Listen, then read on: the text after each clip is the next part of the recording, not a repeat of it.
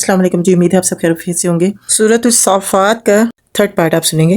First اور second part upload کر دیا ہوا ہے۔ اس ویڈیو میں آپ 21 سے 30 تک تفسیر سنیں گے انشاءاللہ، ٹھیک ہے۔ اعوذ باللہ من الشیطان الرجیم، بسم اللہ الرحمن الرحیم۔ 21 نمبر تفسیر۔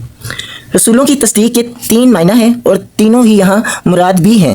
ایک یہ کہ اس نے کسی سابق رسول کی مخالفت نہ کی تھی کہ اس رسول کے ماننے والوں کے لیے اس کے خلاف تعصب کی کوئی معقول وجہ ہوتی، بلکہ وہ اللہ کے تمام پچھلے رسولوں کی تصدیق کرتا تھا۔ دوسرے یہ کہ وہ کوئی نئی نرالی بات نہیں لایا تھا، بلکہ وہی بات پیش کرتا تھا جو ابتداء سے خدا کے تمام رسول پیش کرتے چلے آ رہے ہیں۔ تیسرا یہ کہ وہ ان تمام خبروں کا صحیح تصدیق کرنے والا تھا۔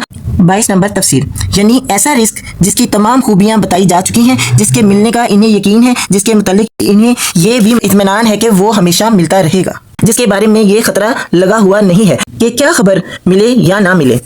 23 نمبر تفسیر، اس میں ایک لطیف اشارہ اس طرح بھی ہے کہ جنت میں کھانا غذا کے طور پر نہیں بلکہ لذت کے لیے ہوگا، یعنی وہاں کھانا اس غرض کے لیے نہ ہوگا کہ جسم کے تحلیل شدہ اجزاء کی جگہ دوسرے اجزاء غذا کے ذریعے سے فراہم کیے جائیں، کیونکہ اس ابدی زندگی میں سرے سے اجزاء جسم تحلیل ہی نہ ہوں گے۔ نہ آدمی کو بھوک لگے گی جو اس دنیا میں تحلیل کے عمل کی وجہ سے لگتی ہے، اور نہ جسم اپنے آپ کو زندہ رکھنے کے لیے غذا مانگے گا۔ اسی بنا پر جنت کے ان کھانوں کے لیے فواکہ کا لفظ استعمال کیا گیا ہے، جس کے مفہوم میں تغذیہ کے بجائے تلذذ کا پہلو نمایاں ہے۔ 24 نمبر تفسیر، اصل میں یہاں شراب کی تصریح نہیں ہے بلکہ صرف کاس ساغر کا لفظ استعمال کیا گیا ہے، لیکن عربی زبان میں کاس کا لفظ بول کر ہمیشہ شراب ہی مراد لی جاتی ہے۔ جس پیالے میں شراب کے بجائے دودھ یا پانی ہو یا جس کے پیالے میں کچھ نہ ہو، اسے کاس نہیں کہتے۔ کاس کا لفظ صرف اسی وقت بولا جاتا ہے جب اس میں شراب ہو۔ 25 نمبر تفسیر، یعنی وہ شراب اس قسم کی نہ ہوگی جو دنیا میں پھلوں اور غلوں کو سڑا کر کشید کی جاتی ہے، بلکہ وہ قدرتی طور پر چشموں سے نکلے گی اور نہروں کی شکل میں بہے گی۔ سورہ محمد میں اس مضمون کو صراحت کے ساتھ بیان کیا گیا ہے۔ وَانْہَارٌ مِّنْ خَمْرٍ لَذَّةٍ لِّلشَّارِبِينَ، اور شراب کی نہریں جو پینے والوں کے لیے لذت ہوں گی۔ یہاں یہ نہیں بتایا گیا کہ شراب کے یہ ساغر لے کر جنتیوں کے درمیان گردش کون کرے گا، اس کی تفصیل دوسرے مقامات پر ارشاد ہوئی ہے۔ ترجمہ، اور ان کی خدمت کے لیے گردش کریں گے ان کے خادم لڑکے، ایسے خوبصورت جیسے صدف میں چھپے ہوئے موتی۔ الطور آیت نمبر 24، اور ان کی خدمت کے لیے گردش الدہر آیت نمبر 19۔ پھر اس کی مزید تفصیل حضرت انس رضی اللہ عنہ اور حضرت سمرہ رضی اللہ عنہ بن جندب کی ان روایت میں ملتی ہے جو انہوں نے نبی صلی اللہ علیہ وآلہ وسلم سے نقل کی ہیں۔ ان میں بتایا گیا ہے کہ مشرکین کے بچے اہل جنت کے خادم ہوں گے۔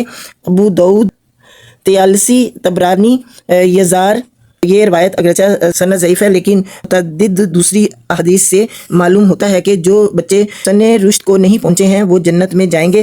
پھر یہ بھی احادیث سے معلوم ہوتا ہے کہ جن بچوں کے والدین جنتی ہوں گے وہ اپنے ماں باپ کے ساتھ رہیں گے تاکہ ان کی آنکھیں ٹھنڈی ہوں۔ اس کے بعد لا محالہ وہ بچے رہ جاتے ہیں جن کے ماں باپ جنتی نہ ہوں گے، سو ان کے متعلق یہ بات معقول معلوم ہوتی ہے کہ وہ اہل جنت کے خادم بنا دیے جائیں گے۔ 27 نمبر تفسیر، یعنی وہ شراب ان دونوں قسم کی خرابیوں سے خالی ہوگی جو دنیا کی شراب ہوتی ہے۔ دنیا کی شراب میں ایک قسم کی خرابی یہ ہوتی ہے کہ آدمی کے قریب آتے ہی پہلے تو اس کی بدبو اور سراند ناک میں پہنچتی ہے، پھر اس کا مزہ آدمی کے ذائقے کو تلخ کرتا ہے، پھر حلق سے اترتے ہی وہ پیٹ پکڑ لیتی ہے، پھر وہ دماغ کو چڑھتی ہے اور دوران سر لاحق ہوتا ہے، پھر وہ جگر کو متاثر کرتی ہے اور آدمی کی صحت پر اس کے برے اثرات ہوتے ہیں۔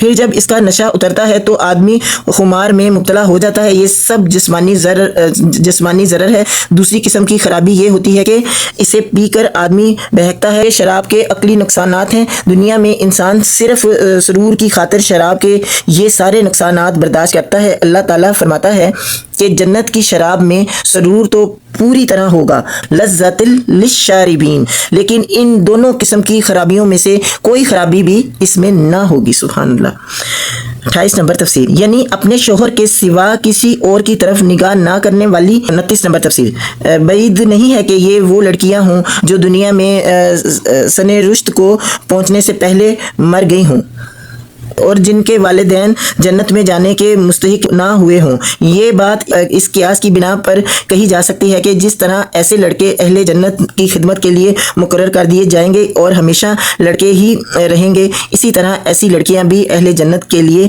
حوریں بنا دی جائیں گی اور وہ ہمیشہ نوخیز لڑکیاں ہی رہیں گی. واللہ علم بالصواب. 30 نمبر تفسیر اصل لفظ ہے کأنہن بیض مکنون، گویا وہ چھپے ہوئے یا محفوظ رکھے ہوئے انڈے ہیں. ان الفاظ کی مختلف تعبیرات اہل تفسیر نے بیان کی ہے، مگر صحیح تفسیر وہی ہے جو حضرت ام سلمہ رضی اللہ عنہ نے نبی صلی اللہ علیہ وآلہ وسلم سے نقل کی ہے. وہ فرماتی ہیں کہ میں نے اس آیت کا مطلب حضور صلی اللہ علیہ وآلہ وسلم سے پوچھا تو آپ صلی اللہ علیہ وآلہ وسلم نے فرمایا کہ ان کی نرمی و نزاکت اس جھلی جیسی ہوگی جو انڈے کے چھلکے اور اس کے گودے کے درمیان ہوتی ہے. سبحان اللہ. ابن جریر. آج کے لیے 30 تک ہی تفسیر، انشاءاللہ نیکسٹ ویڈیو میں پھر 31 سٹارٹ کریں گے. 21 سے 30 تک تفسیر کمپلیٹ ہو گئی ہے الحمدللہ. جزاک اللہ خیر. اس کو ضرور سنیں اور لائک شیئر سبسکرائب کریں.